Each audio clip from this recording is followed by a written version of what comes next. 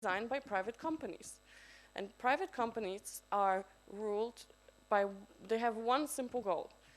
Yes, they produce a lot of very useful services, some things that, as I said, make our lives easier, more productive, but they make these things with a goal of achieving profit. And when there's this incredible power to enter to these intimate and sometimes very important spheres of our life, there's questions about what is right and wrong. And this is when ethics come in. Ethics is just a simple way of describing of what is, it's a word that just describes what is right or wrong for us individually, for our society, or for our governments. And this is what this research and this presentation is mainly about. So there are some features of algorithms that show that certain functions and certain features that show how algorithms work that raise these ethical concerns.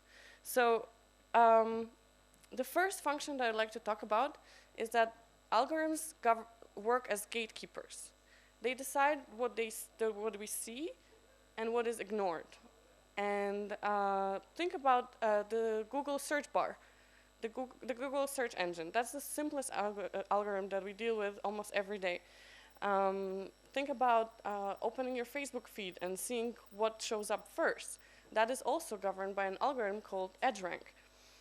But it is important to realize that these algorithms do not only function in our digital life. They actually can influence very much what happens in our offline life.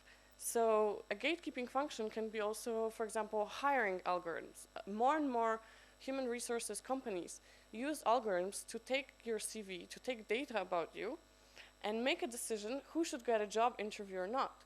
And that is a very powerful function in the society to decide who gets a job and who doesn't, right? So these algorithms can replace human decisions previously made by managers. And to be honest, some people say that's better. A manager can be motivated by private connections, by some bias. Maybe he doesn't like somebody's looks, maybe he doesn't like somebody's color of the skin or their preferences, and maybe an algorithm is actually more objective in making these decisions. But definitely this way of using algorithms can have some unintended consequences because we often don't know which data will be used to make these decisions. And so it's the most obvious way of seeing the ethical consequences. Algorithms can influence what we see and what we don't, and that can influence how we perceive the world. And this is without us realizing us and having really a way to challenge it. The second feature of algorithms that raises ethical concerns is that they make subjective decisions. So they don't necessarily only deal with questions that have a yes or no answer.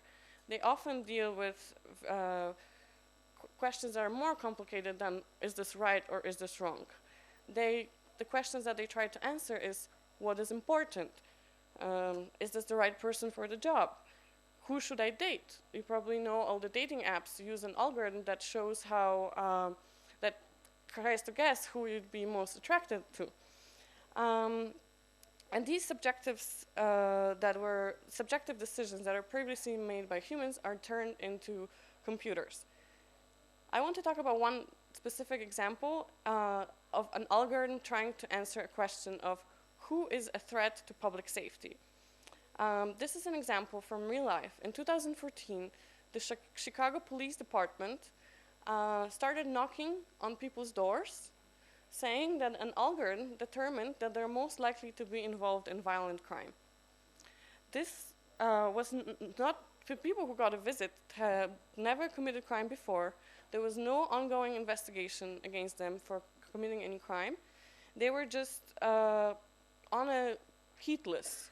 And this heat list was generated by a computer that took data about them and decided that they're most likely to commit violent crime.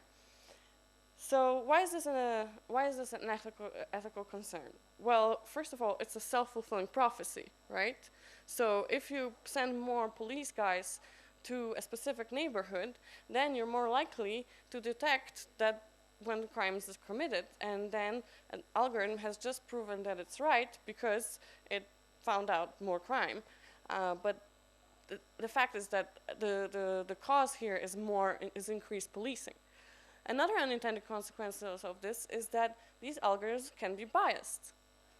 Algorithms can be as sexist or racist as the people who make them.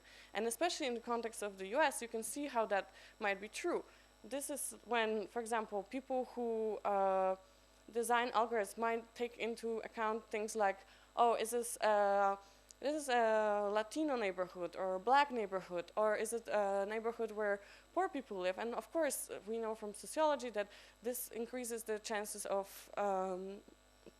committing some kind of crime.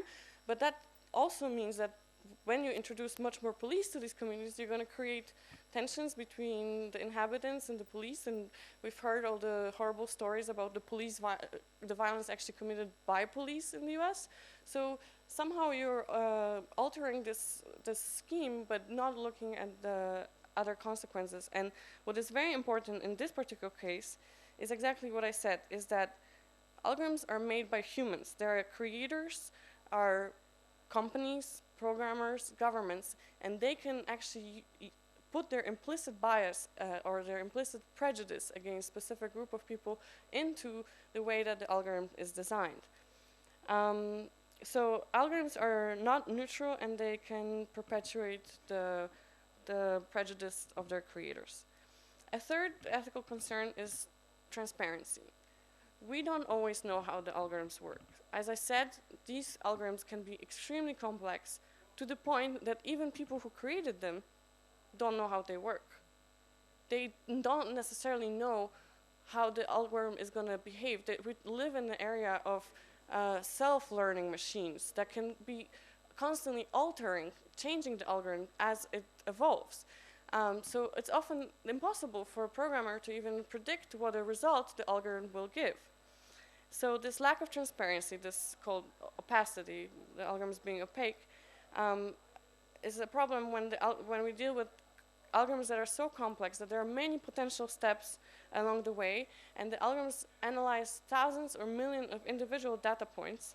And as I said, sometimes even their creators do not know what the outcome they will give.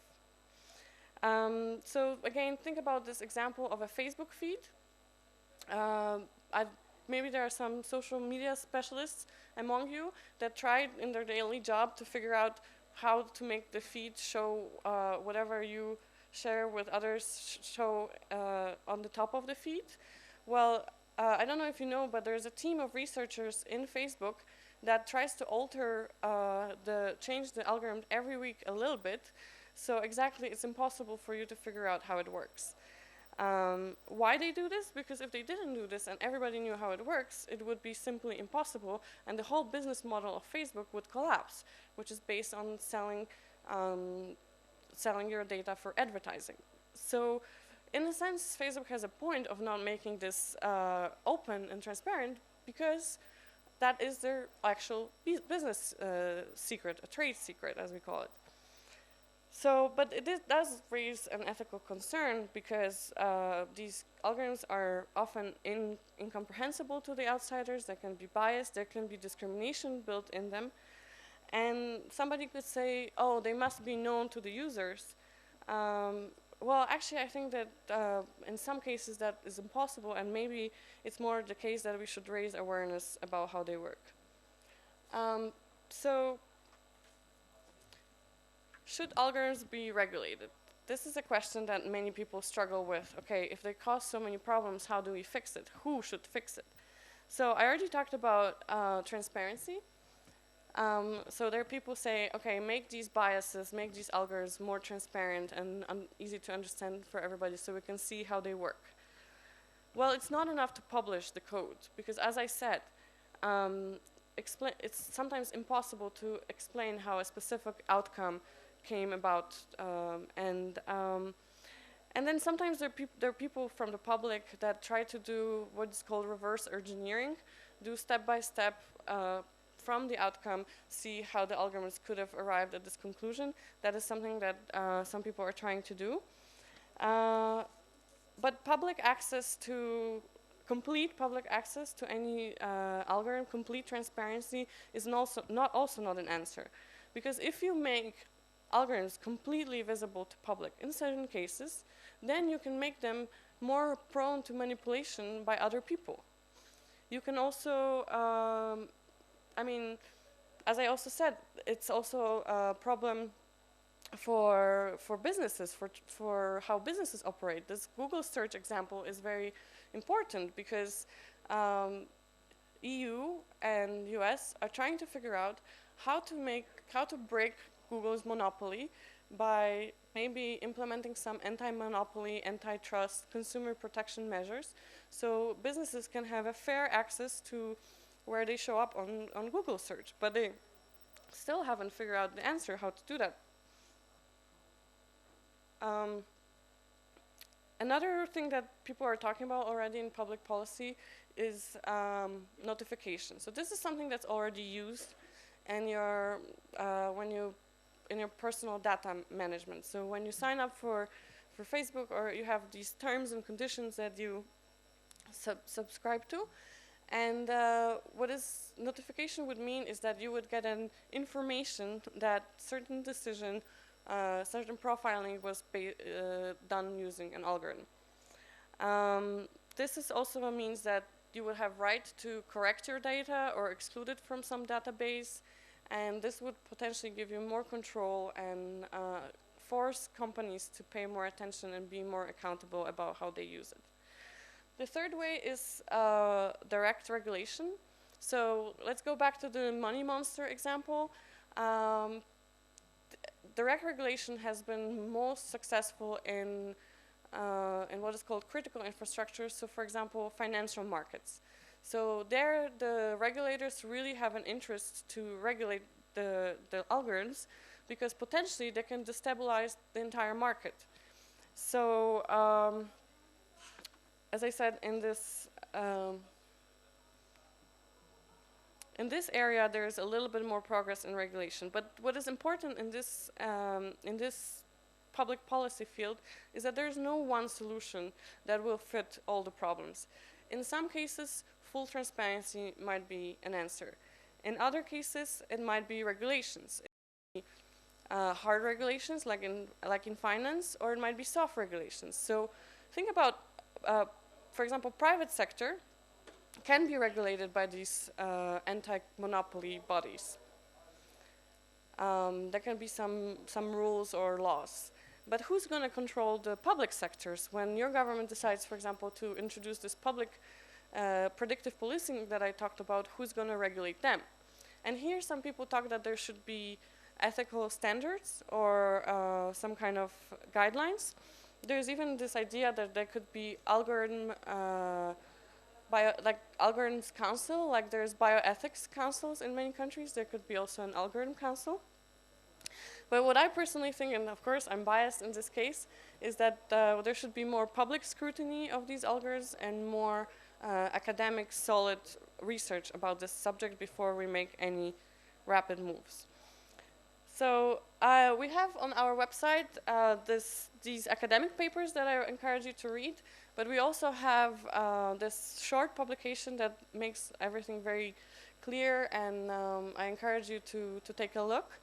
We have it in English, we have it in Arabic, and maybe if there's anybody that would like to translate it to some other language like Armenian or Russia, that would also help to spread awareness about this topic.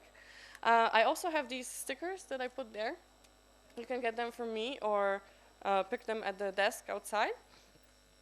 And yeah, I just hope that this presentation will help start maybe conversations, or I would be very interested to hear your opinions. I'm also very interested in internet policy in Armenia. That's actually why I'm here. I'm doing some research for this new project called Internet Policy in Eastern Partnership Countries. And I'm looking at how these different dimensions influence internet policy, geopolitics, civil society, economy, and cybersecurity. And just one last word about my Center for Internet Human Rights. This is at the European University Viadrina. This university is based in Frankfurt Oder, not the big Frankfurt that you probably heard about, but this Frankfurt that's on the border between Germany and Poland. It's about an hour away from Berlin, and we are like a vibrant hub for a lot of. You probably heard about all the digital hype in Berlin. So we try to be the place where a lot of the professionals, both from technical expertise and media expertise and academics, come and discuss exactly ethical issues, human rights issues, and we do a lot of research projects around that. So if you have any questions, or maybe you would like to, I don't know, tell me about an example of algorithms or your opinion about this, I'd be happy to answer them now. Also afterwards, I'll be outside at the steps outside of cafeteria if anybody wants to talk to me. I encourage you to do so. Thank you.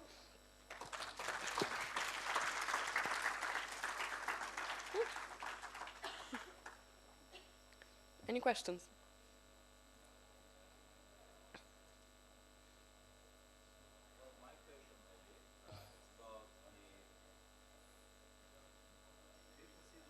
Can you hear me?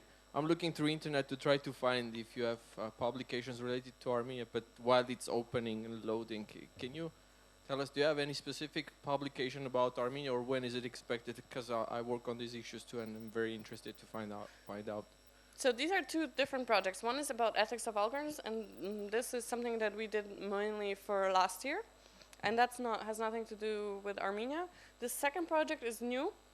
We just started it this year. And actually, my visit here is something exactly to collect more data about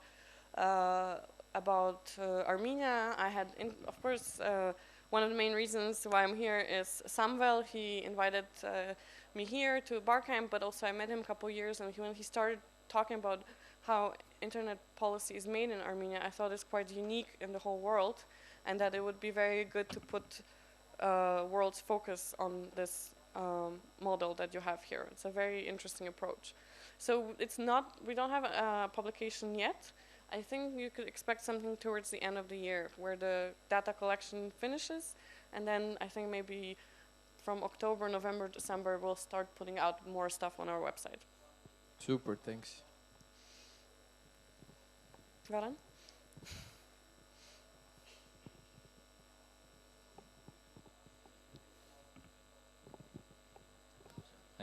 Thank you much for the presentation. My question is about the field of usage of this information, I guess.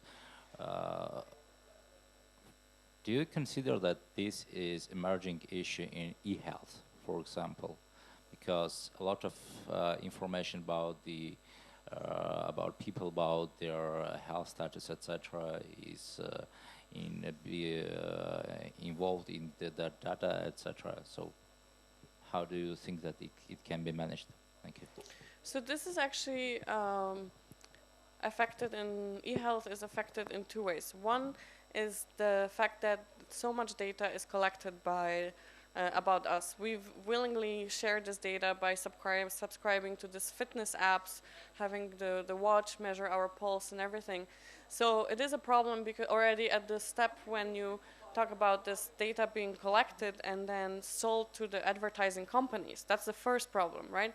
So already advertising companies will use this data to profile information about us and sell us more stuff. So we're more likely to buy sports shoes if we're exercising, but we're also more likely to buy certain foods if we're on a diet, and this is all very valuable information, and that's the first use of algorithms.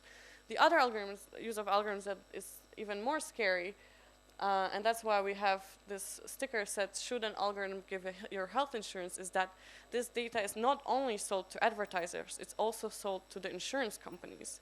And in countries where insurance is sold by private companies, this data can be used to determine how much you're going to pay for insurance. Because if an algorithm decided that based on your fitness data and based on your age and income and everything, you are more likely to have a heart attack in the next 5 years, you're going to have to pay more for your health insurance.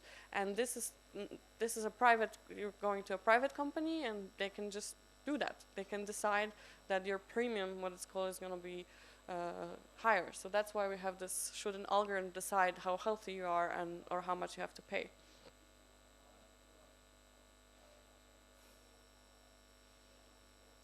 Any other questions or examples of algorithms that you've heard about and you think that they are a concern?